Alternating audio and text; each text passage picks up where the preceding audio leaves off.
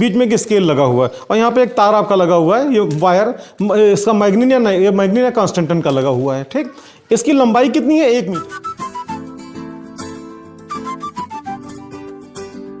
Electricity series के इस video में हम डिस्कस करेंगे मीटर ब्रिज, जिसे आप हिंदी में मीटर सेतु कहते हो। मीटर सेतु की सहायता से हम प्रतिरोधों के संयोजन, श्रेणी क्रम या समांतर क्रम का सत्यापन कर सकते हैं और साथ ही साथ आपके यहाँ पे मीटर सेतु की सहायता से हम किसी भी दिए गए तार के पदार्थ का प्रतिरोध ज्ञात कर सकते हैं और जब प्रतिरोध ज्ञात हो जाएगा तो विशिष्ट प्रतिरोध ज्ञात कर सकते हैं।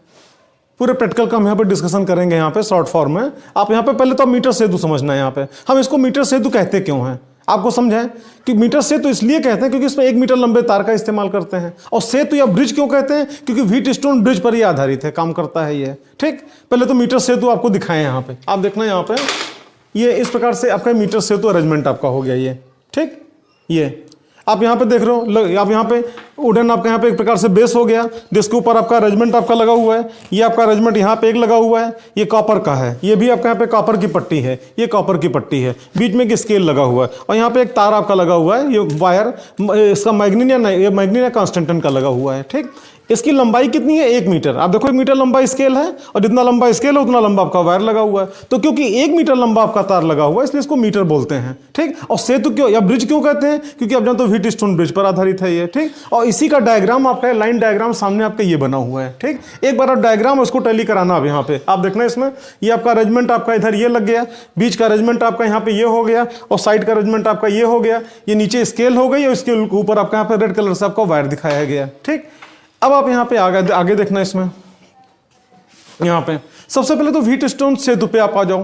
व्हीटस्टोन सेतु आपने देखा हुआ, इसकी पिछली वीडियो में हमने व्हीटस्टोन सेतु के नाम से अलग केवल एक वीडियो बनाई हुई है। आप यहाँ पे देखना, व्हीटस्टोन एक प्रोफेसर का नाम था जो है। ठीक है, और इनका कहना था कि अगर कोई 4 प्रतिरोध किसी चतुर्भुज, आप देख रहे हो ना चतुर्भुज है कि एक एक भुजाओं के रूप में लगे हैं और चतुर्भुज के एक विकर्ण पे धारा मापी लगी हो, आप देखो ना गैल्वामीटर लगा हुआ है, और दूसरे विकर्ण को सप्लाई से जोड़ा गया हो, तो ऐसी दशा में अगर चतुर्भुज के किन्हीं भी 2 संलग्न भुजाओं के प्रतिरोधों का अनुपात शेष 2 संलग्न भुजाओं के प्रतिरोधों के अनुपात के बराबर होगा तो धारा मापी में कोई विक्षेप प्राप्त नहीं होगा। यानी कि आप यूं कह सकते हो कि अगर P/Q का मान R/S के बराबर होगा तो ऐसी कंडीशन में गैल्वामीटर में कोई विक्षेप प्राप्त नहीं होगा।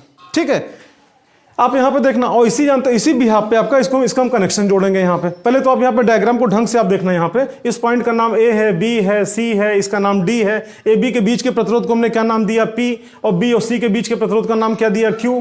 A और D के बीच के प्रतिरोध को नाम क्या नाम दिया? R। और आप जानते हो C और D के बीच के प्रतिरोध का नाम क्या नाम दिया? S। और जैसा आपको फिर समझाएं, P और Q को हम अनुपाती प्रतिरोध कहते हैं, R को ज्ञात प्रतिरोध कहते हैं और S को अज्ञात प्रतिरोध कहते हैं। ठीक, अब रही बात यहाँ पे सर्किट पे हम आते हैं यहाँ पे। ठीक, और सर्किट पे आते समय आप यहाँ पे देखना, इसमें आप जानते हो सर्किट आपका बिल्कुल उसी बेस पे आपका जुड़ेगा। जैसे आप देखना, इस पूरे पट्टी का नाम जो आपका कॉपर की पट्टी है, इसका नाम हमने यहाँ पे क्या A दे दिया, इस पट्टी का नाम आपका यहाँ पे क्या D दे दिया, इस पट्टी का नाम यहाँ पे C दे दिया। अब आप पूछोगे B कहाँ है, तो B कहाँ है? बस यही तो प्रैक्टिकल है। B हमको ढूंढना पड़ेगा। B हमको जो आपका मैग्नीनिया कांस्टेंटन का वायर लगा हुआ है 1 मीटर लंबा तार, इसी पे हमको मिलेगा कि B कहाँ पे है। ठीक, अच्छा रही बात कनेक्शन कैसे क्या जोड़ेंगे। A और D के बीच में आप देख रहे हो R लगा हुआ है, तो आप जानते हो A आपकी ये पट्टी हो गई, D ये पट्टी हो गई, इसके बीच में यहाँ पे R लगाएंगे। R का मतलब क्या हुआ? प्रतिरोध बॉक्स, रेजिस्टेंस बॉक्स, ज्ञात प्रतिरोध। पहले तो आपको इसी समय रेजिस्टेंस बॉक्स भी आपको दिखाएं यहाँ पे। आप देखना, ये आपका एक रेजिस्टेंस बॉक्स है, कई प्रकार के, इससे बड़ा भी आता है, छोटा भी आता है। एक रेजिस्टेंस बॉक्स आप देख रहे हो, इसकी खासियत है आपका यहाँ पे, इसकी खासियत आप देख रहे हो, ये सब आपके यहाँ पे क्या कुंजी की लगी हुई है। ठीक, ये कनेक्शन के लिए नट बोल्ट लगा हुआ है। ठीक, ये कनेक्शन के लिए नट बोल्ट लगा हुआ है। अब यहाँ पे जितनी भी की लगी, जैसे यहाँ पे लिखा हुआ है 0.1, यहाँ पे लिखा है 0.2, 0.2, 0.5 या फिर आपका 1, 2, 2, 5, 5 इस प्रकार से लिखा हुआ है। सबसे पहले इसको यूज करते समय सारे की को हम यहाँ पे क्या करेंगे? प्रेस कर देंगे। अब अगर हमको 1 ओम का रेजिस्टेंस लगाना है तो इस की को बाहर निकाल देंगे। ठीक, 1 ओम का रेजिस्टेंस लग गया।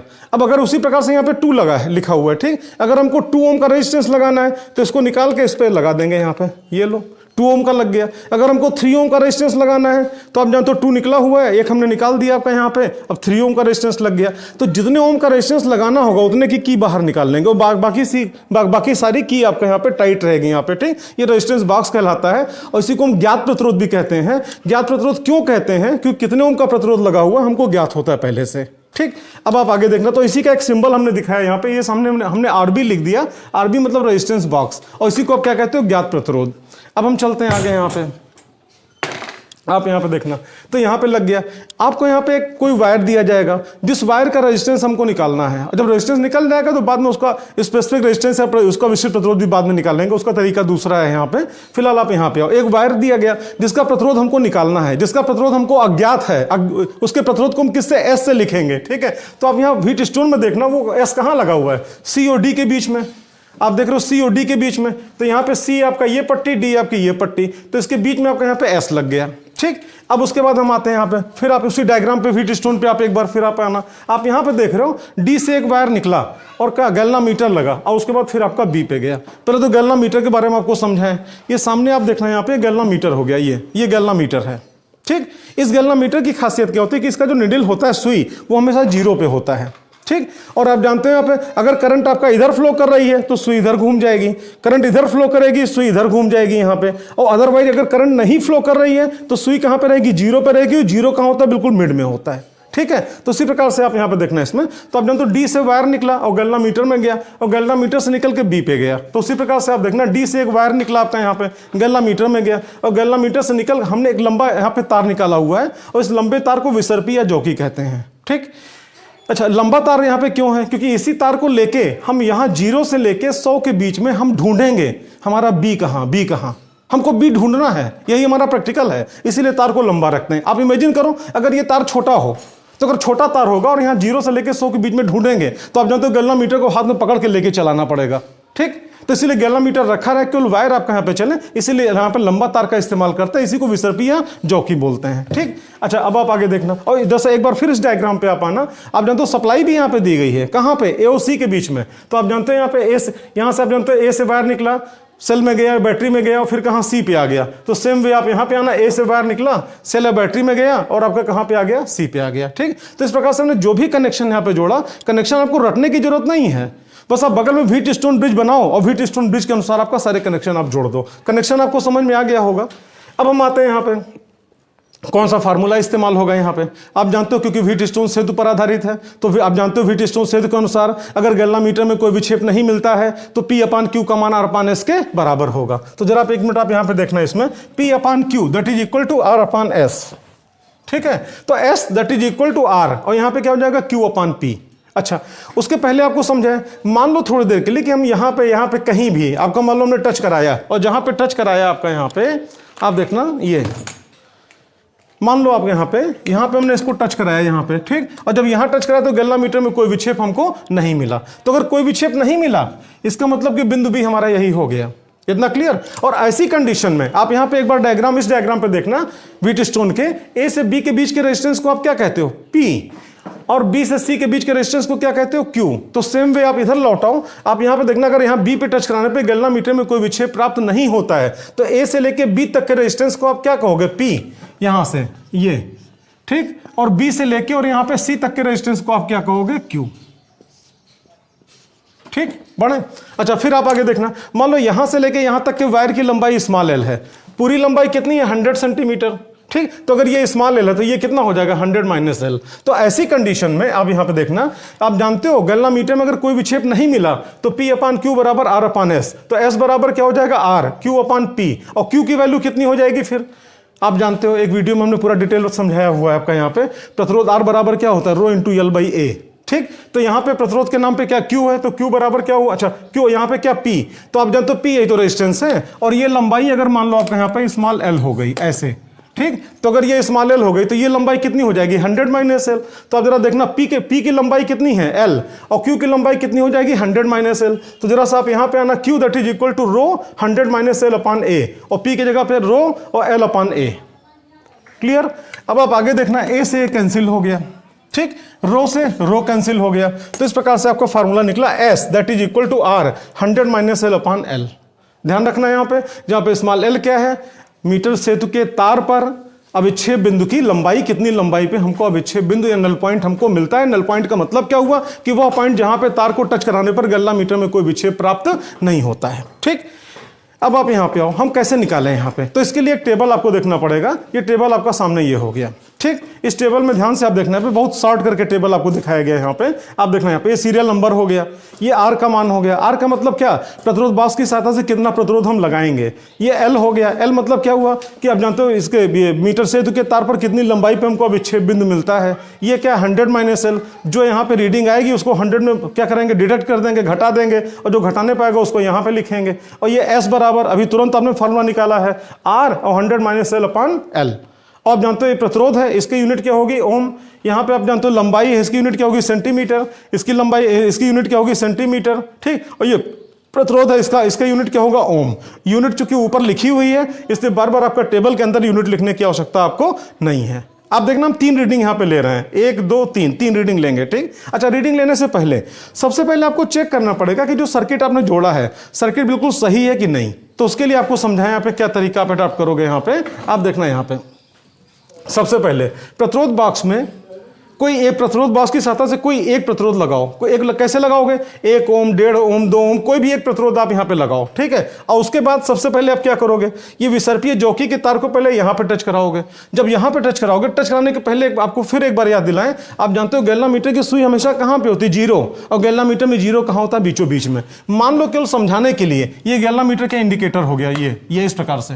ठीक, अब आप आगे देखना है यहाँ पे। तो सबसे पहले आप यहाँ पे क्या करोगे, इसको उठा के यहाँ पे टच कराओगे। तो जैसे इसको आप टच कराओगे, टच कराते ही ये सुई किसी एक तरफ चली आई। ठीक, फिर जैसे आप उठाओगे ये सुई फिर 0 पे आ जाएगी। फिर आप यहाँ पे टच कराओ, सुई इधर चली गई, फिर उठाओगे 0 पे आ जाएगी।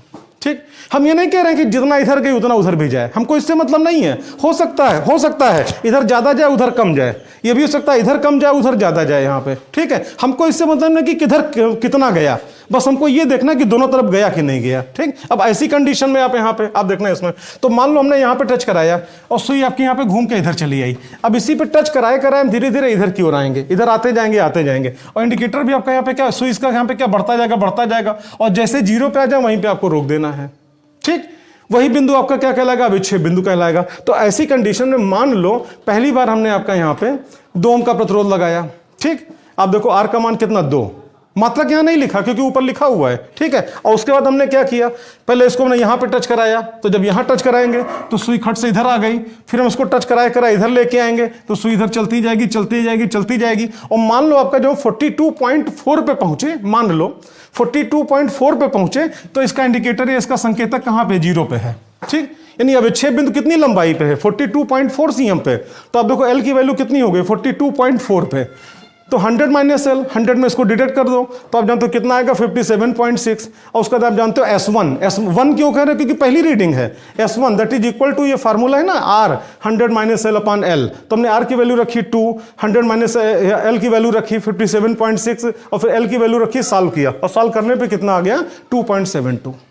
ठीक, अब हम क्या करेंगे, प्रतिरोध बॉक्स में कोई दूसरा प्रतिरोध लगाएंगे। मान लो हमने 3 ओम का लगाया, और 3 ओम का लगा के फिर उसी प्रकार अविच्छेद बिंदु को चेक किया कि कितनी लंबाई पे मिल रहा है। मान लो इस बार अविच्छेद बिंदु हमको 52.4 पे मिल रहा है। तो आप जानते हो 100 माइनस एल की वैल्यू कितनी हो जाएगी, 47.6। और इस प्रकार से S2 की वैल्यू कितनी निकलेगी आपका, 2.73 निकला इस बार। ठीक, फिर हम आगे चलेंगे यहाँ पे।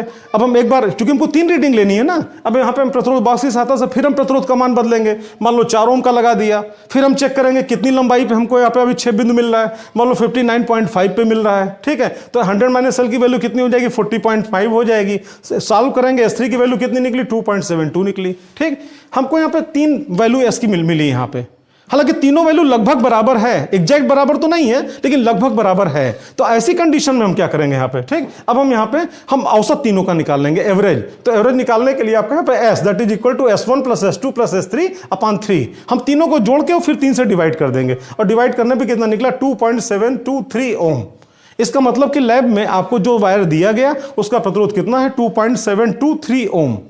ये तो आपने प्रतिरोध निकाल लिया मीटर सेतु की सहायता से। अब अगर हमको विशिष्ट प्रतिरोध निकालना है तो बहुत सिंपल, आप एक काम करो, आप यहाँ पे उसकी लंबाई नाप लो। नापने के लिए अलग से स्केल की आवश्यकता नहीं है, मीटर स्केल में स्केल लगा हुआ है। ठीक है, इसी से आप यहाँ पे उसकी लंबाई नाप लो। ठीक, तो लंबाई नाप ली, एल की वैल्यू निकल आई। और स्क्रू गेज से जो तार दिया गया उसका आप डाया निकाल लो, व्यास निकाल लो, व्यास का आधा कर दो, त्रिज्या हो जाएगी। तो वो किसकी वैल्यू हो गई? आर की यहाँ पे। ठीक, तो लंबाई जो आपने निकाला दिए गए अज्ञात प्रतिरोध के तार की, यानी एस वाला जो तार है उसकी लंबाई आपने निकाला, तो लंबाई यहाँ पे लिख दिया सेंटीमीटर। उसका आपने क्या उसका आपने व्यास निकाल लिया डाया, और डाया का आधा कर दिया, त्रिज्या हो गई। तो त्रिज्या आपने यहाँ पे निकाल लिया, यहाँ पे रख दिया आर की जगह पे। ठीक, और यहाँ पे फिर आप यहाँ पे उसका प्रतिरोध अभी आपने वहां पे निकाला है, कितना निकला? 2.723, यानी एस की वैल्यू। एस की वैल्यू यहाँ रख दो। तो आप जानते हो रो बराबर क्या हो जाएगा? Pi R square S upon L. तो पाई की वैल्यू 3.14, आर की वैल्यू स्क्रू गेज से आप निकाल लो, एस की वैल्यू अभी तुरंत आपने निकाला 2.723 रख देना, और बटे एल लंबाई, उसकी लंबाई मीटर स्केल में जो स्केल लगी है उससे आप नाप लो, हल करके आप रो का मान निकाल दो। ठीक, इस प्रकार से आप यहाँ पे अगर चाहो तो आप मीटर सेतु की सहायता से पूरा प्रैक्टिकल आप कर सकते हो। किसी तार का प्रतिरोध ज्ञात कर सकते हो, और जो प्रतिरोध निकल आएगा तो उस तार के पदार्थ का विशिष्ट प्रतिरोध ज्ञात कर सकते हो। ध्यान रखना, प्रतिरोध किसका गुण है? तार का। और विशिष्ट प्रतिरोध किसका गुण है? तार के पदार्थ का। तो आप जानते हो मीटर सेतु की सहायता से तार का प्रतिरोध निकाल सकते हो, एस का मान। और अगर आप चाहो तो आगे जो हमने तरीका बताया उस तरीके से उस तार के पदार्थ का विशिष्ट प्रतिरोध भी निकाल सकते हो। इस वीडियो को आपने देखा, अगर आपको अच्छा लगा हो आप लाइक करना, क्या अच्छा लगा कमेंट में लिख देना, कुछ कमी दिखी हो आप डिसलाइक कर देना, जो कमी दिखी हो उसको कमेंट में आप जिक्र कर देना। और बाकी पढ़ाई के लिए हमारे चैनल को आप सब्सक्राइब करो। पर डे आपको 1-2 आपका टॉपिक पर डे आपको मिलता रहेगा।